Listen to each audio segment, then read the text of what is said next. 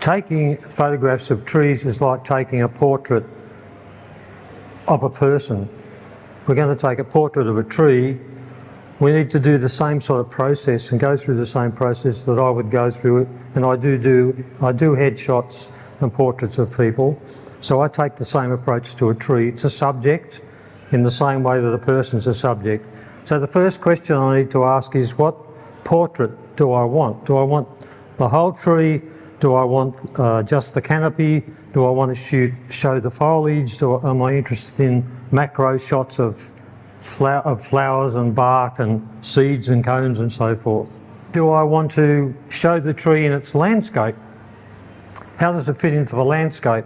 And I've been hearing a lot of discussion about how you use trees in the landscape, in fact, in streets and suburban areas. So I might want to produce a subject like this, showing trees in the landscape.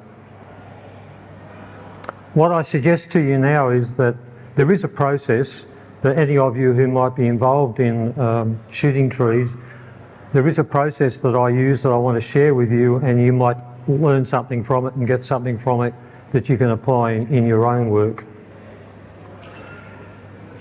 So when I approach a tree, I walk right around the tree.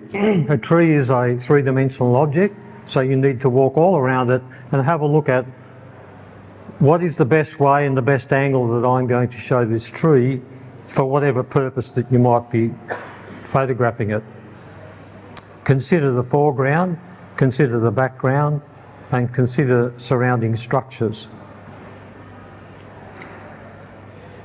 The next thing I also want to consider is the composition, and some of the principles of photography. All of the principles of photography still apply even when we're shooting at trees.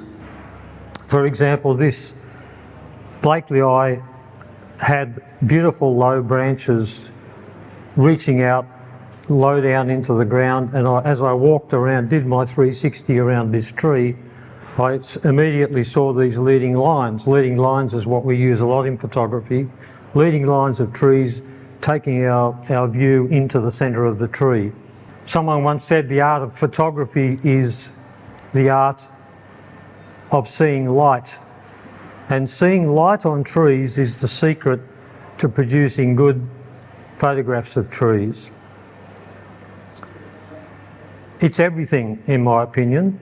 If you start to understand how light falls on trees, it can make a huge difference to the sort of photograph that you produce. As well as shooting the tree as a whole or in the landscape, there's other things to consider, and I get requests all the time to shoot macro shots because people are looking at the detail of trees, not just the tree itself. So there's bark, there's buds, there's flowers, there's seeds, there's cones. And these need different light approaches. So I might be lighting seeds and buds with LED lights, with flash, probably using a diffuser. So there's a whole lot of extra technical tools that you can use to make macro photography work for you. There's 3 examples there.